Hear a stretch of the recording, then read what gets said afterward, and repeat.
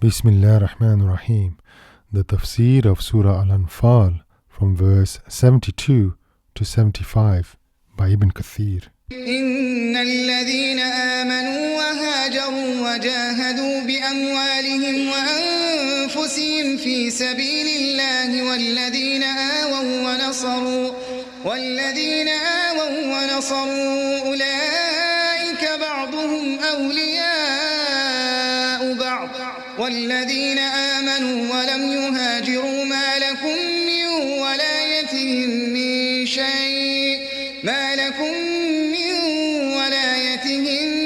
شيء حتى يهاجروا وإن استنصروكم في الدين فعليكم النصر إلا على قوم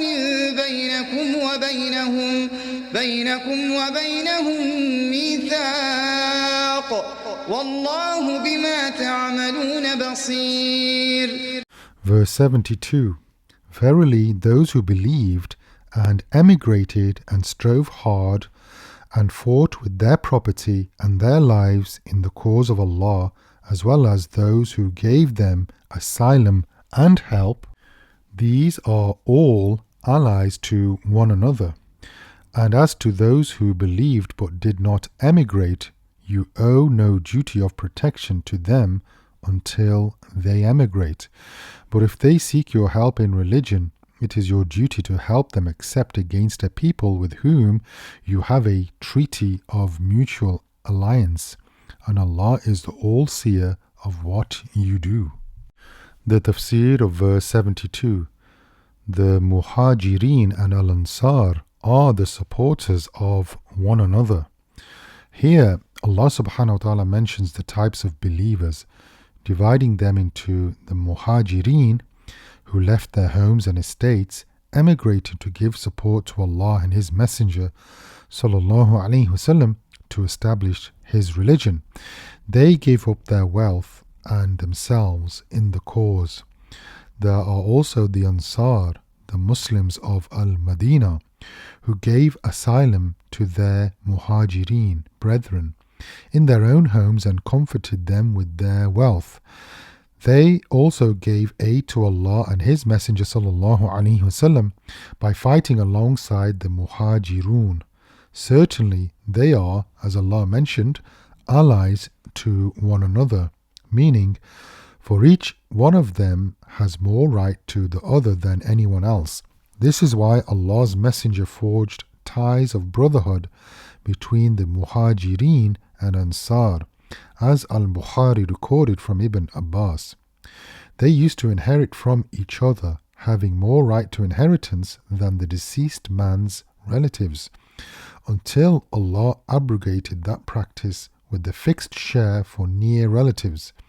Imam Ahmad recorded that Jarir bin Abdullah al-Bajali said that the Messenger of Allah sallallahu alaihi wasallam said, open quotes, the Muhajirun and Al-Ansar are the supporters of each other, while the Tulaqa of Quraysh, whom the Prophet sallallahu alaihi wasallam set free from conquering Mecca, and Utaqa from Taqif, whom the Prophet set free from captivity after the Battle of Hunain, are supporters of each other until the day of resurrection. Close quotes. Only Ahmad collected this hadith. Allah praised the Muhajirun and the Ansar in several ayat of His book, and His Messenger sallallahu alaihi wasallam also praised them too. Allah subhanahu wa ta'ala said in Surah Tawbah verse 100, and the foremost to embrace Islam of the Muhajirun and the Ansar, and also those who followed them exactly. Allah is well pleased with them as they are well pleased with Him. He has prepared for them gardens under which rivers flow, i.e. paradise.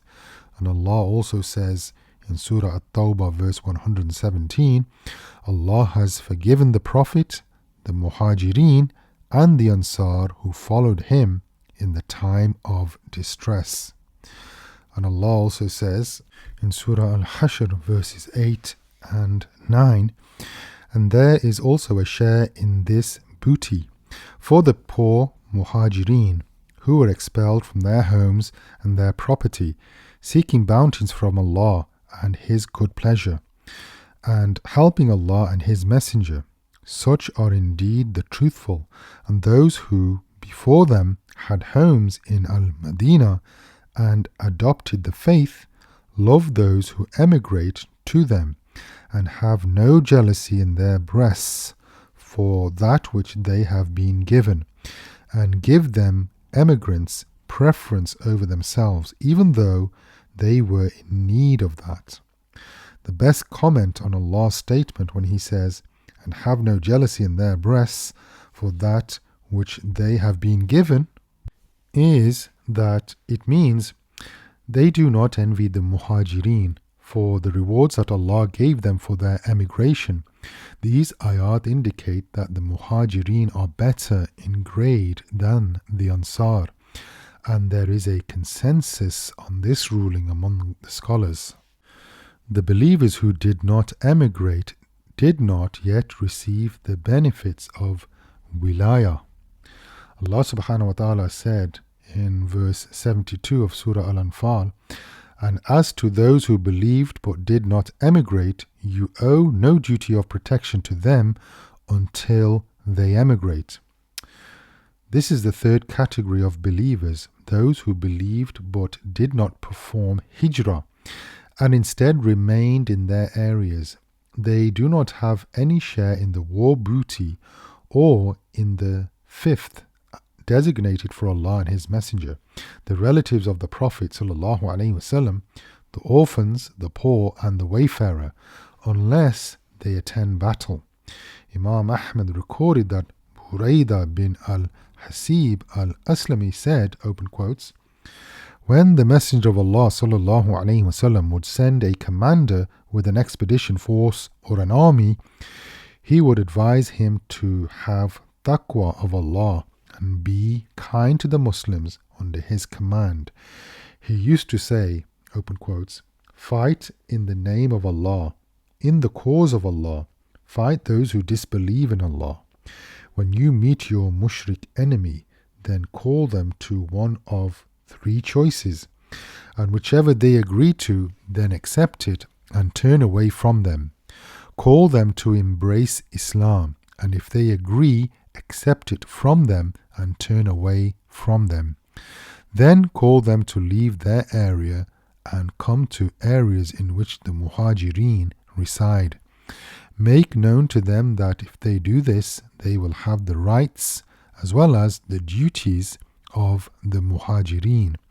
If they refuse and decide to remain in their area, make known to them that they will be just like Muslim Bedouins, and that Allah's law applies to them just as it does to booty or fay, i.e. booty without war, unless they perform jihad along with Muslims. If they refuse all of this, then call them to pay the jizya, and if they accept, then take it from them and turn away from them.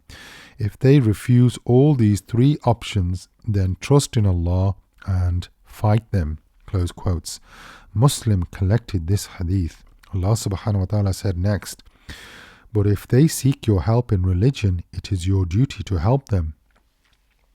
Allah subhanahu wa ta'ala commands, if these Bedouins who did not perform hijrah ask you to aid them against their enemy, then aid them. It is incumbent on you to aid them in this case, because they are your brothers in Islam, unless they ask you to aid them against disbelievers with whom you have a fixed-term treaty of peace. In that case, do not betray your treaties or break your promises with those whom you have treaties of peace. This was reported from Ibn Abbas.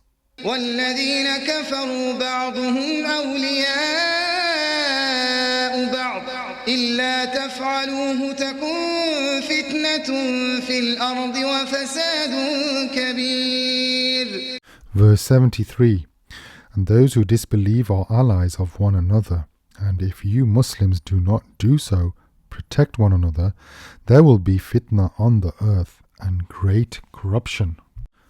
The tafsir of verse 73. The disbelievers are allies of each other.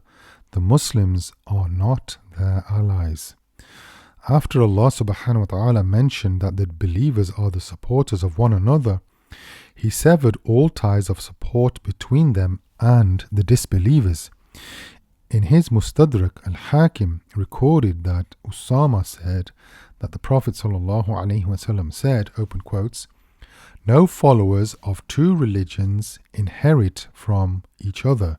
Therefore, neither a Muslim inherits from a disbeliever, nor a disbeliever from a Muslim." Close quotes.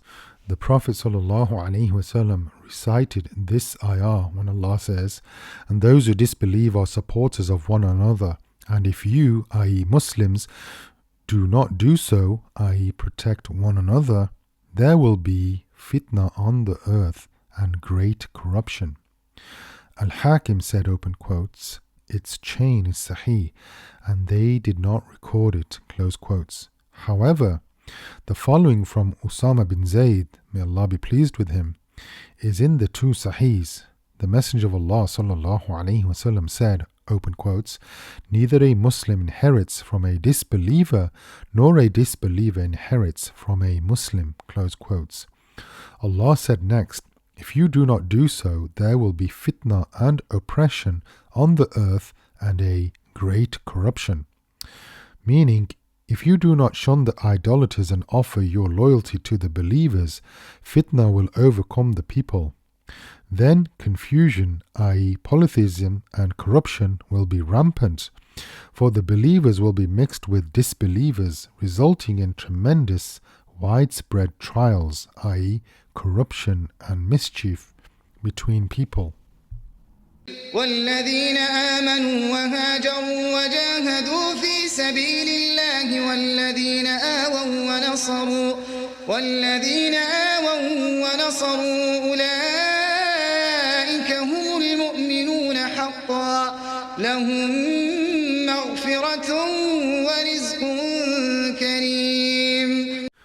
Verse 74. And those who believed and emigrated and strove hard in the cause of Allah, i.e. al-jihad, as well as those who gave them asylum and aid, these are the believers in truth. For them is forgiveness and a generous provision. والذين آمنوا من بعد وهاجروا وجاهدوا معكم فأولئك منكم وأولو الأرحام بعضهم أولى ببعض في كتاب الله إن الله بكل شيء عليم. Verse 75. And those who believed afterwards and emigrated and strove hard along with you, they are of you, but kindred by blood are nearer to one another, i.e. regarding inheritance, in the decree ordained by Allah. Verily, Allah is the all-knower of everything. The tafsir of verses 74 to 75. Believers in truth. After Allah subhanahu wa ta'ala affirmed the ruling of loyalty and protection between the believers in this life, He then mentioned their destination in the hereafter. Allah also affirmed the faith of the believers, just as mentioned in the beginning of this surah, and that He will reward them with forgiveness and by erasing their sins, if they have any.